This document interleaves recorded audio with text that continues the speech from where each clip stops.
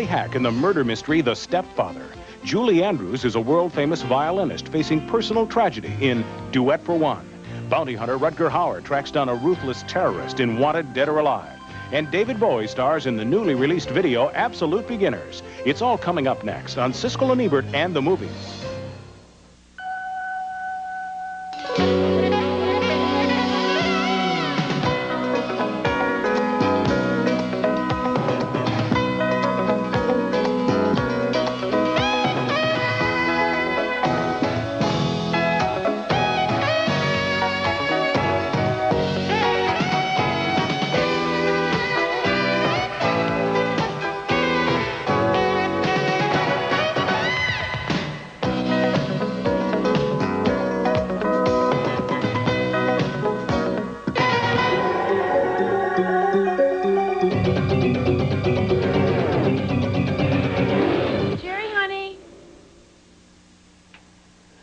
Yes? Dinner in 15 minutes. The eyes give him away. This ordinary-looking man is actually a psychotic killer in The Stepfather, a new thriller and one of 4 new movies we'll be reviewing this week. I'm Gene Siskel of the Chicago Tribune. And I'm Roger Ebert of the Chicago Sun-Times. Our first movie is named The Stepfather, and it tells the story of a man who has a strange and brutal pattern in his life. He marries divorced women with children and plays the perfect stepfather as long as he can hold out. Then he murders the family in cold blood and goes looking for a new family as his next victims. And at this point, the movie executives hearing this story say, sounds good, keep talking. Oh, God. As the movie opens, he's just murdered one family, and here he is bringing home a puppy for his new stepdaughter. I had a dog when I was a kid. He was just a mutt, but to me, he was Rin Tin Tin. Rin Tin Tin? Well, that was a little before your time, I guess. So what do you think? Can we give this little guy a home? Sure. That's my girl. Later on, an article appears in the paper about the unsolved murder of his previous family, and the killer has trouble keeping his composure. Oh, that guy in Bellevue that killed his whole family. Cut him up with knives. I don't think I know about that. Happened last year. That's what I was talking about. Now, this thing's a year old, and then they go raking it up again. This is terrible. Jerry? Jerry? You all right? Sometimes the pressure builds up so much he has to explode, and his stepdaughter catches him at one of those moments. Why don't they just leave me alone? Let me out, let me out. We are going to keep this family together. You had better believe it.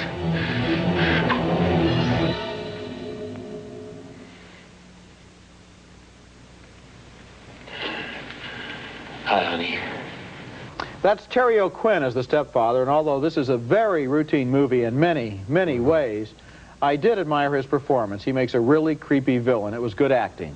But 2 things bother me about this movie. And first one is, it has all sorts of really maddening lapses of common sense in it. Moments when I wanted to shout obvious advice at the screen because all of the victims were behaving like complete idiots. Advice like, dial 911 or get out of the house. Right. The second thing I didn't like about this movie is what's the point? If this were a serious psychological study of a killer, that'd be one thing. But as a thriller, it has no apparent positive purpose. It's simply pointless, brutal, cruel, and sick. Now, people hearing you say sick, which is what I agree with is wrong with this film, will say those clips didn't show me sick. Well, let me tell you, the film company wouldn't let us show you sick. And how sick is it? There's scenes in here where the guy hits Shelley Hack with a telephone that are absolutely brutal. There's another scene where the guy hits a psychiatrist with a 2x4 repeatedly. You and I know that one good hit with a 2x4 is enough to get the point across that the guy's violent. I didn't know that, but I could have figured it out. Yeah, well, I don't remember how many, but there is got to be at least 3, I would think. Right. I mean, he's flailing away. There is so much brutality in this film. I can't think of a film that was this brutal until we go back to the Friday the 13th and I Spit on Your Grave movies. Well, you know, oddly enough, one of the problems with this movie may be that it was made at a certain level of ambition, and I have to give it credit for that. If this movie had been made as an ordinary mad slasher movie in which everyone is a cartoon character, that'd be one thing. But this movie does have a certain skill in terms of the writing, the directing, and the acting to make these characters into people that we care about. The young daughter, the wife played by Shelley Hack. The acting in the lead is good, so that we care about these people, and then for the movie to treat them in such a nihilistic way for no apparent purpose or for no insights into them at all, except that this is what happens. The movie of your life starts and you get beaten to pieces. But I think what they're doing here is really hedging their bets. Classic characters and then just throw in the brutality so you get some box office. A truly sick movie, The Stepfather. Our next film is Julie Andrews, starring in Duet for One as a world-class violinist facing a crippling and killing disease, multiple sclerosis. Now, I don't want to be too harsh here, but there are just so many ways that these terminal illness movies can go. It usually happens something like this. There's depression, then denial, then anger, then defiance, and then inner peace. At least that's the way it usually plays out in the movies, and Duet for One, I'm afraid, is no exception. At first, her husband, Alan Bates, not looking too good himself, and I'm talking here about the real Alan Bates. In fact, Roger, as I watched this movie, I was more concerned about the health of Alan Bates, the actor who I admire, than I was about Julie Andrews, the character that she's playing. Alan Bates screams at his wife about her dying. You squandered away your talent out of laziness and boredom. You're nothing but a lazy, spoiled man. If I am, you made me that way. Living on my money, pretending you were working, pretending you loved me. Shut your mouth and shut it for you! Yeah, go ahead. Go ahead. Think it'll make any difference? You're nothing. You're composing and you're conducting are nothing. You're a fraud. That's it! You never believed in my talent, have you? Hey? And now you're tied to that damn wheelchair. And you can't stand it that I'm not. And that I'm healthy and I'm normal and I'm not crippled. And that I'm going to be alive after you die. From the moment that Julie Andrews drops a glass, and I was able to call that out in the movie theater, because, you know, that old scene, the disease is coming, so she drops a glass, to the moment she has one last sexual fling, to her final moments of peace. It's all so earnest. Yes, it is earnest, but I'm afraid much of it is predictable. I'm not going to give this movie a thumbs up, because I did feel that parts of it just were flat and didn't work, but I don't feel it was as predictable as you did. I think, for example, the fact that she has this wild sexual fling with the junk man indicates not just the usual sex scene that we would expect at that point, but some kind of real despair on her part. And then the fact that the junk man turns into a human being and she meets his wife, that isn't predictable. There are a lot of things in the movie that weren't predictable. And it was directed by a Russian who now works in America, Andrei Konchalovsky, the same man who made Runaway Train. And what he's trying to do in this movie is something very thoughtful. This movie has gotten some terrible reviews. It just got one from you, and I don't think it's not successful, but I don't think it's that bad. But Roger, at the center of it, of course, is the Julie Andrews character, and what you've isolated are little incidents. And I really think if you look at the center of the movie, her character, it is as routine as I'm afraid so many of these terminal illness movies are. Don't you think that sometimes, if you're dying of a terminal disease, it is somewhat predictable, and that what a movie like this can do is just bring details to those predictable Roger, either you like the film or you didn't, and you're voting down. So I mean, I got to use your thumb to give you your review. My thumb is right about like this. It's not down here where yours is. When we come back, we'll review Rutger Hauer's Professional Bounty Hunter in Wanted, Dead or Alive. Charlie, you smell. Our next movie is named Wanted, Dead or Alive, and it stars Rutger Hauer as a former CIA agent who makes his living by tracking down wanted criminals and collecting the reward money. As the movie opens, a notorious Arab terrorist is planning a series of violent attacks in Los Angeles, but meanwhile, Hauer's beginning to settle down to a halfway normal life with a new girlfriend. Now, there's an in-joke in this scene. Hauer seems to be telling the woman that he's the great-grandson of the Steve McQueen character in the old TV show named Wanted, Dead or Alive. My grandfather used to tell me stories. He would get drunk first, and he would sit on the bed and tell stories about the Old West. About his father, Joshua Randall, and all the other Josh Randalls. Gene Simmons from the rock group Kiss plays the terrorist who telephones his threat to a city desk while a bomb ticks in the theater behind him. Morrison, city desk. How can I help you? This is Malik El-Rahim. Let me save you a little confusion, Mr. Morrison. Tonight you'll be receiving phone calls from a number of people claiming responsibility for what I am about to do. Malik Al-Rahim is supposed to be in South Yemen. How do I know it's actually you? You'll know it was me. I'm outside of Fox Cinema.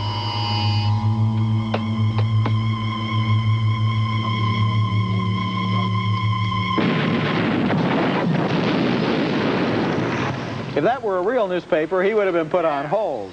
The terrorist keeps the city in his grip, and the CIA needs Howard. Special Agent Robert Guillaume asks him to help with the case. We need you. Give me a break. Between the CIA, the FBI, the LAPD, you've got 4,000 men on the street. Why would you need me? This is a flashpoint situation, Nick. We need the best. A lot of the movie consists of car chases, which alternate with explosions, beatings, shootings, and stabbings.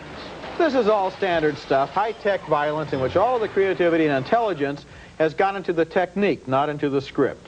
If they'd made those characters interesting as individual human beings, I might have been halfway interested in Wanted Dead or Alive, but they have no depth and no resonance. They're simply people who get a few lines of dialogue between the special effects. Rutger Hauer is usually an interesting actor, but here he just seems to be going through the motions like everyone else in this movie. Aren't you just a little bit... No, the movie's wrong for all the reasons that you said it's wrong, and here's a few more.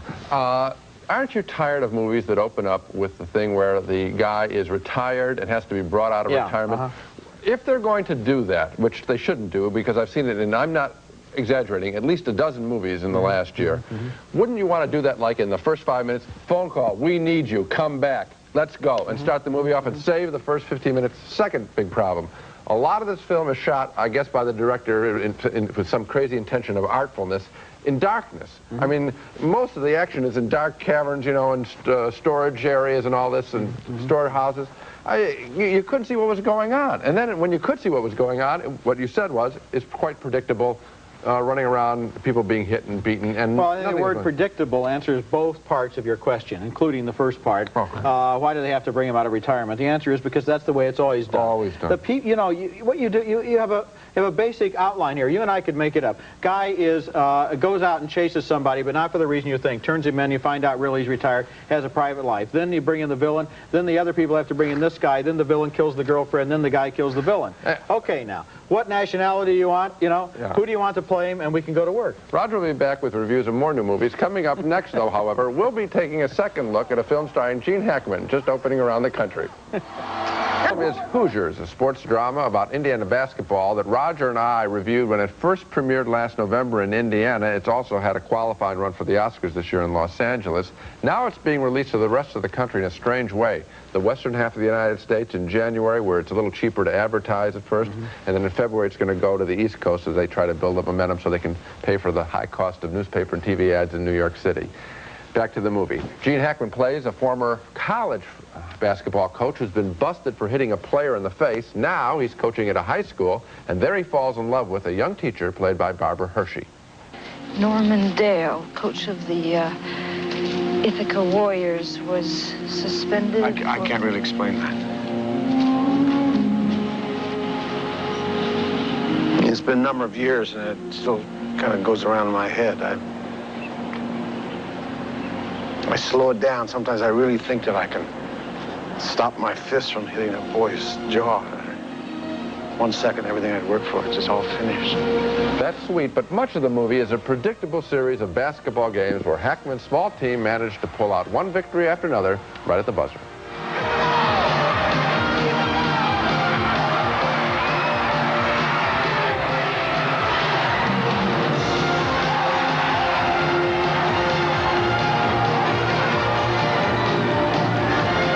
I'm a big Gene Hackman fan, and he's just fine. I just wish the basketball scenes were more varied, and we certainly don't need that background music of triumph. If it is a triumph, my God, if we care about the characters enough that we care they win a basketball game, we don't need a whole hidden orchestra, especially when they got a band there that's in the stands that can play. That we don't need an orchestra to tell us it's an important moment. I think if the film cleaned up a lot of its basketball scenes, I would recommend the film. And by the way, I have an admission to make. I received a lot of mail after my initial reaction to this movie when we reviewed it back in November, where I said it didn't seem plausible for the big team from South Bend at the end of this film to lose to this little tiny team. Well, I can stand by my remark in terms of movies, but in fact, I'm wrong, because more than one viewer wrote to me that this film is based in fact that a David did slay a Goliath in Indiana high school basketball, and so I apologize to the memory of that triumph, but my opinion of the movie as repetitive in terms of its basketball scenes that opinion stays. And I'll say once again, as I did the first time we reviewed this movie, that I think you're real wrong. This is a real good movie. It's a real heart-lifting movie. It's got tremendous performances in it, as you admitted. And as for basketball, they don't win all their games. They lose some of their games. They're way behind at one point in the season. They make a comeback. Yeah, but and that's what happens when a team wins. And as far as the music is concerned, what do you want? Bach? No. Beethoven? Nothing. Nothing? Silence. Nothing is better. Nothing is more powerful than silence. Okay, now I'm going to hold you. This is going to be your new policy for all movies. For example, Chariots of Fire shouldn't have any music. Rocky shouldn't have any music. Patton, no music in that either. I'll tell you, movies always have music, and usually when the team is winning, they usually sound pretty upbeat. I don't think, as a rule, hold me to it. I know everyone likes those theme songs. Sounds like a pretty good argument, but I'm telling you this, that without it, you don't need it. You don't need it. Okay, so it's a cue to the audience. Would you like the movie better if it hadn't had the music in it? I said that already, and I want to say something else. When the movie gets on a roll, why do they always have to pull out the victory at the last second? Let them go out and crush one team. Let them stomp on a team. I covered high school basketball for 2 years. Okay, and I went to a lot of high school basketball games. Okay, and oftentimes it ends in the last second, and it's more exciting. Well, it always ends in the last second. That's why. So I don't know why I have to explain such an obvious thing to you. When we come back, we'll review a recent British film named Absolute Beginners that was yanked before it got a chance in movie theaters, but is now available with lots of background music in video cassette. Symphony of Style. Brilliant. On the home video segment of our show this week, we're going to look at Absolute Beginners, a weird, anarchic, very ambitious, big-budget British musical that failed to find a market at the American box office. You may have seen this movie on a few of the major best 10 lists around the country, and you might have wondered why you never heard of it. And the answer is, the executives didn't think it would play in the provinces. Maybe they should have opened it in Indianapolis, then the West Coast, then the East Coast. Just follow right around all the theaters the Hoosiers played in. But now this movie is out on video, and you can decide for yourself. Absolute Beginners begins in the late 1950s, in the early days of rock and roll, and celebrates the end of Britain's post-war shortages and the beginning of the consumer society. It stars Eddie O'Connell as a young Londoner on the make, and look at the exuberance of this elaborate shot that moves through the streets of Soho in an explosion of energy. Me and my pals are regulars down here. Every night, the same old young faces. Wiz, a real child of the pavements. Baby face like a mask over his 2,000-year-old soul. A coloured cat named Cool. So called for reasons too obvious to mention. That explosion of the youth culture is contrasted to the dull establishment life of the period. In this scene, the hero's father, played by Ray Davies of the Kinks, sings of the joys of the quiet life. Something's happening, but I'm just gonna turn a blind eye. If I see no evil, I ask no questions and I hear no lies. Get friends down to the kitchen and push them up. Communicate with minds that are small.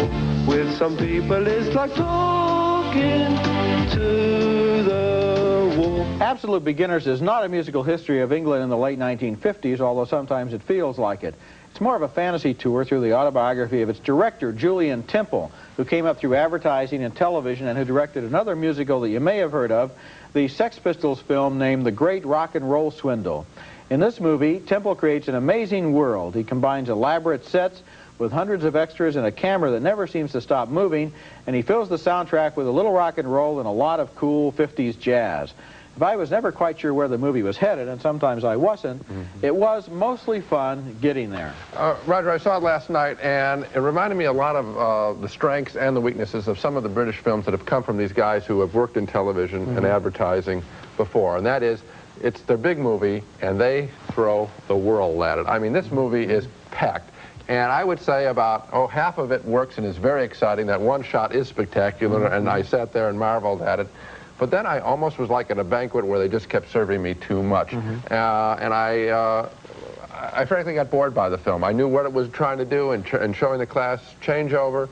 I think if this movie had almost been cut by a half, or at least by a third, that it would have hung together better. Just too rich for you. It was. To me, the story, incidentally, is kind of West Side Story meets A Hard Day's Night. I mean, that's the two kinds of poles of what they're trying to do here. Yeah. Make one or the other would be my advice. We're reviewing this movie for home video. We both saw it on home video. I'd like to make a guess. Okay. My guess is I would have liked it better on the big screen because there are spectacular scenes in which the canvas of the screen is filled with amazing sights. Okay. And then when they're shrunk down like this, then they become little amazing sights and they don't work the same way. Well, for one thing, also, the audio would be better in a big theater probably than in your home. But I think of a movie called Pink Floyd, The Wall, which was a great film of this similar kind. And which also works on video. So that's why I really can't recommend the film, because I compare it against something like that, and I think that's so much of a better film. Close call, but I'm going to give it this way. Now to recap our reactions to the movies on this show. Both Roger and I were shocked and repelled by the senseless violence in The Stepfather. 2 thumbs down.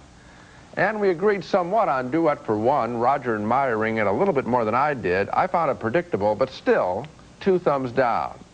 We were in agreement also on the relentlessly brutal and dumb terrorism thriller Wanted Dead or Alive. 2 thumbs down. And a big split vote on Hoosiers. Roger thinks it's a quite special film. I didn't. I thought it was just a bunch of last-second victories, 1 thumb up and 1 thumb down. So I didn't like anything on the show except disagreeing with you, which I always enjoy. I'm glad you had a good time, Gene. The movie that I liked the best was Hoosiers, and I would just say this. I don't know what kind of a cockamamie release schedule they're putting this movie through, but if it happens to open in your town, my advice is go to see it. You'll have a good time. He doesn't agree, but anyway, that's what I think. And that's it for this week. Next week, we have a special edition of the program. We're going to devote it to cult videos.